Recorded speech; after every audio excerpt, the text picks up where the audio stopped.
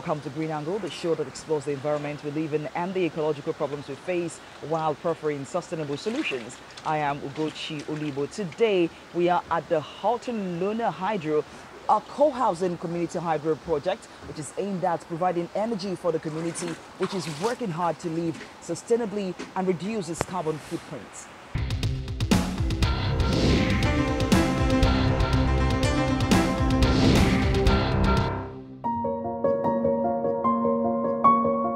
$7 billion, the number of people on the planet needing food, shelter, transportation, water, and so much more.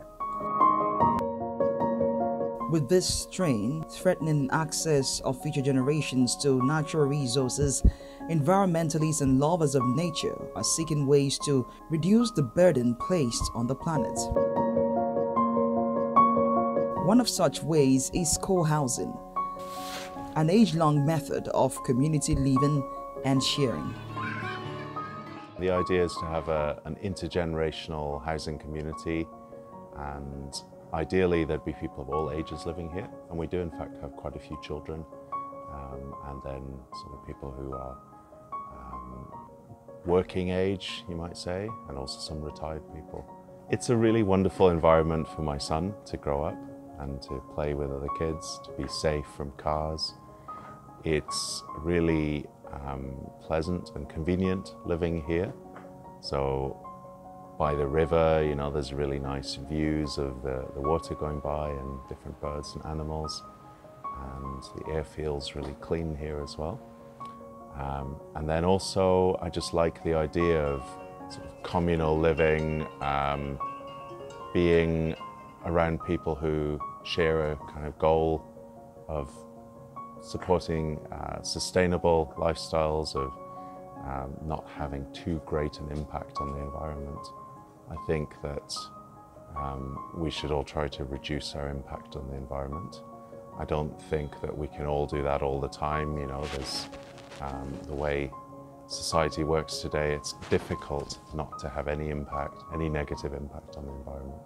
But we can try to take some small steps to change things in the way we live.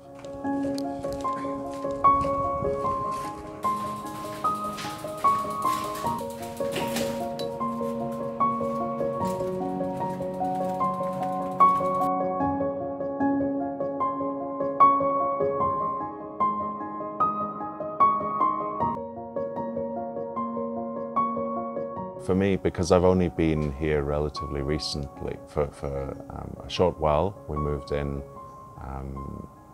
a few months ago, so we haven't had any major challenges yet. But I think understanding how the community works, how they make decisions, how they negotiate disagreements, that I think has been a learning curve, not in a negative way, but you know, just understanding that it's different from being in a house that is separate from your neighbors. You know, we have our own houses, so that's easy, but when we think about what we do with common spaces, with the common kitchen and other spaces, then we have to make sure that everyone's views and concerns are taken into account. So that has been interesting and a bit challenging as well, but in a good way, I think. At the moment, for my life, my family, I feel that it's a good place to live, and I've really enjoyed living here the past few months, and I'd like to extend that. So yeah, I think that's the plan for me.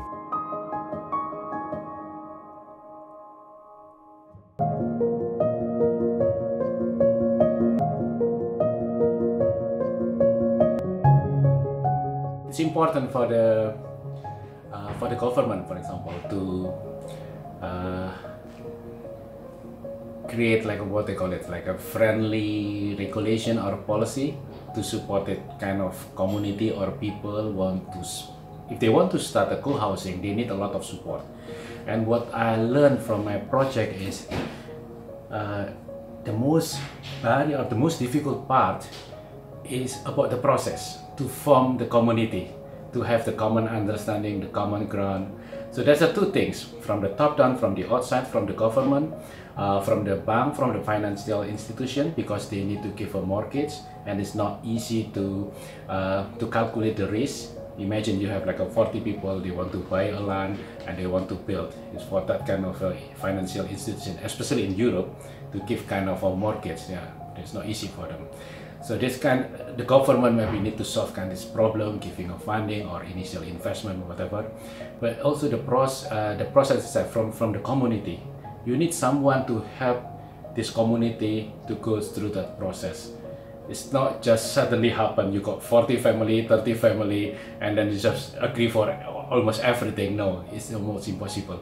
So that process maybe, in the case of Lancaster CoHousing, it takes almost 3 years. And in London, I know there's another CoHousing, it's almost 5 years.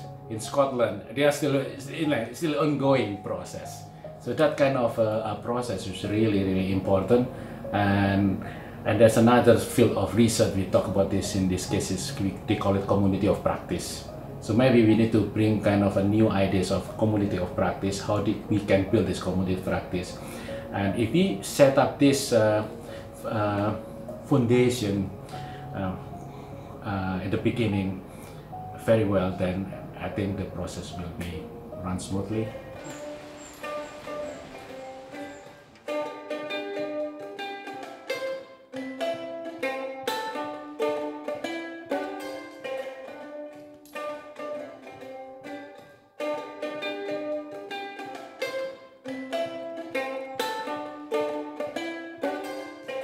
In the first place, there was a group of us looking to build our own homes, and we wanted to build, what are called eco-homes. I mean, that's what everybody refers to this place as. They go, oh, it's the eco-homes down by the river. And there was a small group of us who were interested in building our own homes. I mean, I'm a carpenter. We were looking for somewhere where we could build maybe only 5 or 6 houses on our own, and we would actually do the work. We would physically build the houses. That turned out to be impossible because we couldn't compete with property developers on finding a small piece of land. So we sort of decided to dream big and see if we could compete with. If you gave up the idea of you were actually going to build a house with your own hands, if you gave up that idea and went, no, we could design the houses, we could work on how it was going to happen, how it was going to work. If we could do that, maybe we would be able to compete with property developers. And that's how it all started. We started looking for other people who didn't want to actually build a house but would like someone else to build it for them. The model is a Danish model. It comes from Scandinavia. They've been building co-housing projects since the 1970s, way back, 50 years. And the original inspiration for them in Denmark was the kibbutz movement in Israel. It was a sort of how do we take the sort of things that the kibbutz movement is doing and make it work in a Scandinavian context. And they came up with this sort of co-housing model, which is like got elements of the kibbutz but not got the sort of employment and work, the farming efforts. In some ways, if you like, we've moved back towards what the kibbutz would have been doing. Some of the things, like the energy performance of the houses, I actually didn't believe it was achievable. I thought that was going to be a difficult thing to achieve. But the houses perform as they said they would. And the other things that you don't see, that where our environmental impact has been lowered. Our car sharing scheme, we have, I would think, a third or even less car ownership than most people in the UK. And that was something that people didn't think you could achieve, that you could get people to give up their own private cars. And so people now make a conscious effort to choose the most appropriate. There's a lot more cycling, a lot more walking, a lot more use of public transport. In some ways, we are now looking at how we can influence other people to get to the stage we're at as possibly the most effective thing we could do. It's very different to growing up anywhere else. That was funny. There's always people doing things and people here, whereas where I used to live, you would rarely see anyone. Because there are lots of children to play with and there's lots of things to do, I think it's just really good. It's just nice to know who you're growing up next to. There's fantastic outdoor space for them to play in. We've got a climbing wall, lots of woody areas very close by, and the river, of course. My children swim in the river. Isla first went in a few months old.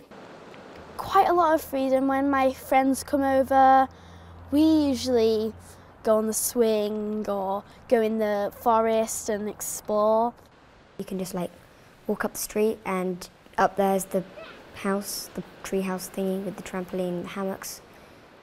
A handy thing is we have walkie-talkies with me and my dad, so I can go anywhere. Up at the tree house! The tree house is the bus stop!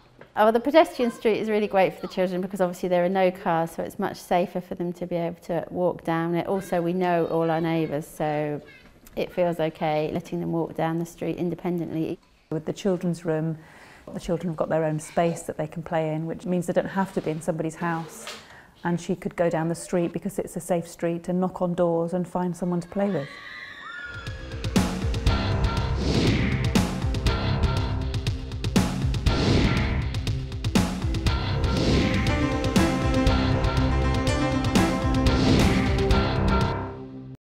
To meet the community's energy needs, solar and hydropower provides energy that's not just enough, but way too much for the residents.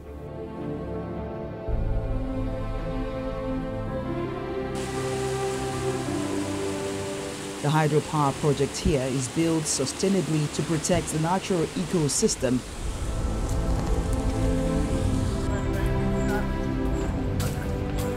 The Environmental Agency has put in place mechanisms to monitor the possible changes, such as the fish monitoring exercise, which happens several times a week here.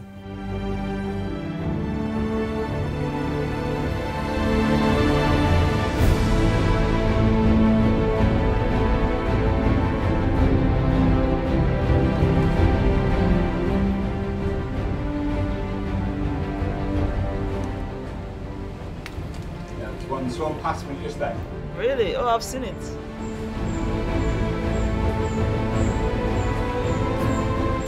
So what we'll be doing, we'll be catching them with nets in here, and then weighing and measuring them and things, and then we're going to be handing them up to somebody standing at the top.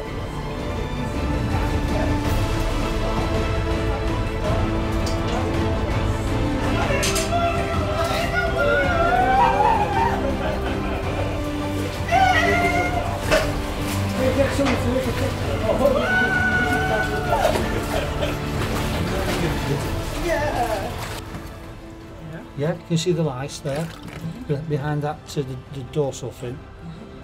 Okay. I'll just do it a favour. Because they eat into the fish. Okay. Sea trout, freshwater lice. Nice and clean. I think it is a cock, yeah. Nice and clean cock. The big one is seen from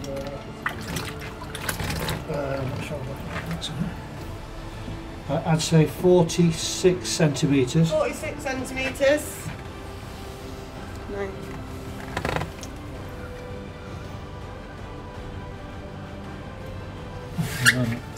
I'll drop my first one. The scales are all like a fingerprint. Okay. Have you ever seen the scale under a microscope? No. It's a hard one. It's just like a sort of fingerprint, and you can see how old the fish is, how often it's spawned, whether it's been up the river and into the sea more than once. Anything else we haven't told you yet? Wait. If there's any more damage. Is there any damage to it, Peter? No, it's in good condition. Oh, yeah, that's a freshwater lice. Yeah. Hold on. Well, that eats into a fish. Won't eat into me because I'm warm-blooded. Right. Yeah, can I? Think that.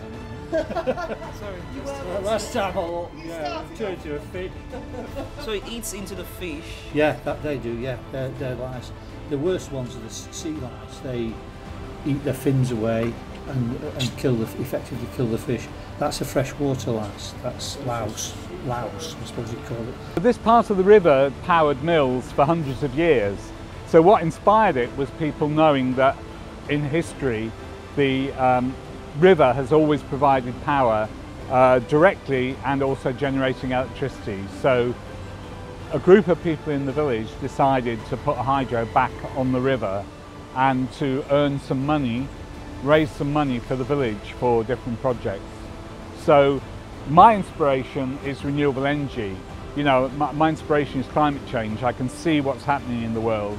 And we've got to get away from fossil fuels. So we have different inspirations, either just generating money or doing it because of climate change. We always knew that for a few weeks every year, mainly in the summer, it wouldn't generate electricity. And also if the water level's too high, the weir disappears and the hydro won't generate any electricity either.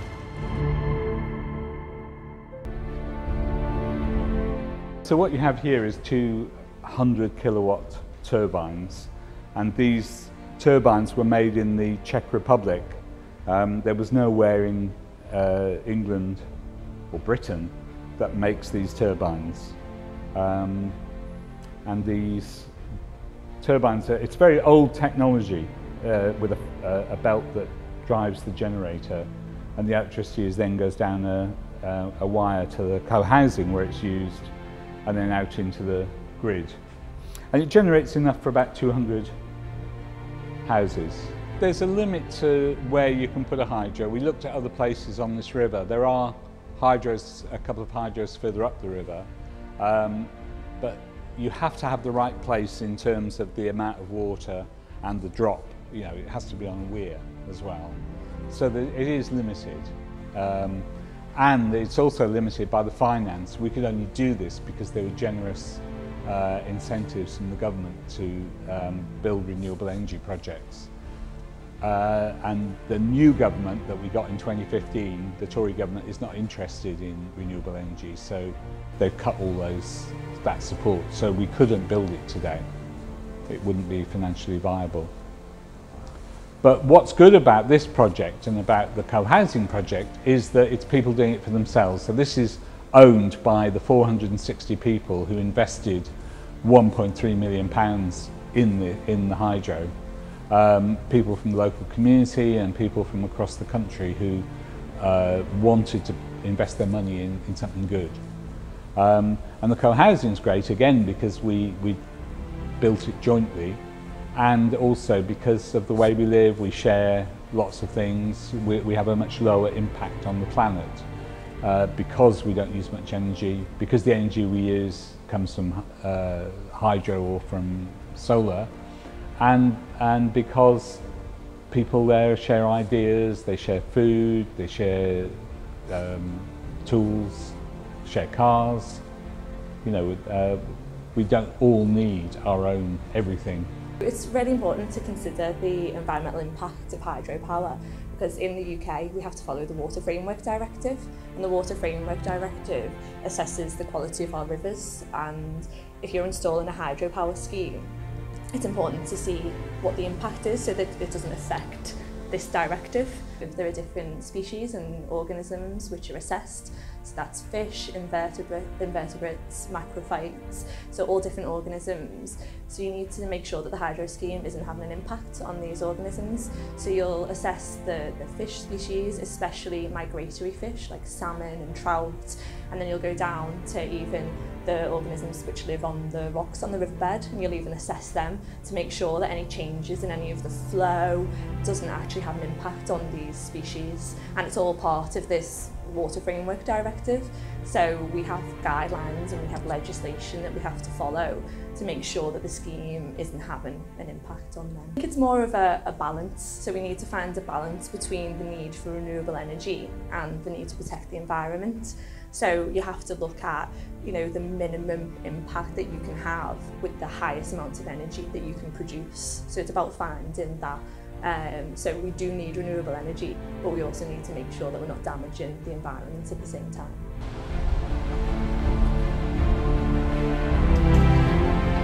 Usually, the dam is shut, fish are caught, weighed, checked for marks or injuries, and the scale is taken to be sent to the Environment Agency. This must be done as quickly as possible, and the fish quickly released back into the water. Volunteers from the community and those from outside the community play a huge impact here. They are concerned about conservation.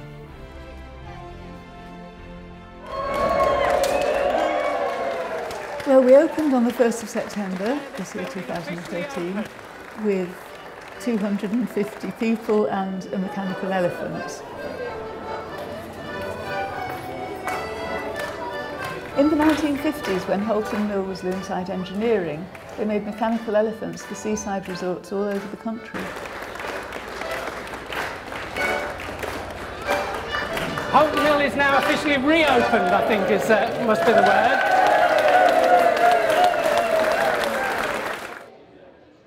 Well, our vision was that we'd have a low-carbon workspace, which was a kind of vibrant place, but where we'd help and support people to reduce the carbon footprint of their activities, their work activities. We got builders' estimates in, and it was going to cost us £400,000 to do everything that we needed to do in here. It runs on wood chip, most of it coming from a sawmill in South Cumbria. The water going into that boiler is preheated by solar thermal panels on the roof and collected in this tank behind me here.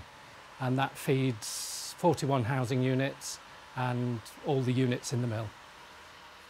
We've got our own microgrid and our own PV system on the roof, which is now generating our own electricity. What everybody likes is the fact that they can tell their clients that they're based in a low-carbon environment, and it's something that really makes a difference in today's business environment. It's just one extra thing that they can say. But also we want to take that further and have that in the way we carry out our businesses. So we're encouraging recycling. We have an ambition eventually to get to zero to landfill. Each of the rooms are separately metered for utilities to encourage people to be more careful about their use of heat and light. We want people to care about their environment and care about each other and do good business at the same time. So it's about a kind of complete philosophy, and the environmental part of it is part of the wider philosophy.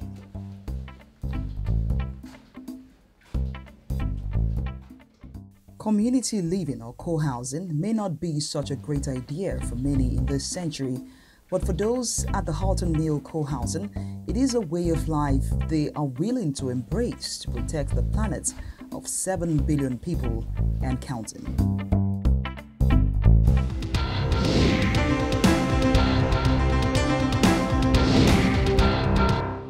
Well, we hope the story of this co-housing community can inspire many communities across the world to live more sustainably to conserve our ecosystem. That's our program for today. Thanks for watching. Remember to send your comments and suggestions using the addresses on your screen. I am Ugochi Olibo. Bye-bye from the Halton Loon Hydropower Project in Lancaster, United Kingdom.